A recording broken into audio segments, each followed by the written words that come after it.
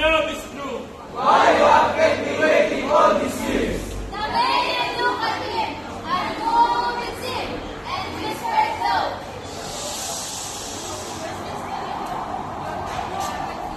By this, by this, by this.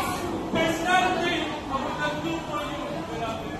There is not a thing I would not do for you, beloved, said he.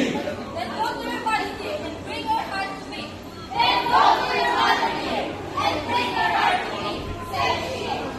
Without another word,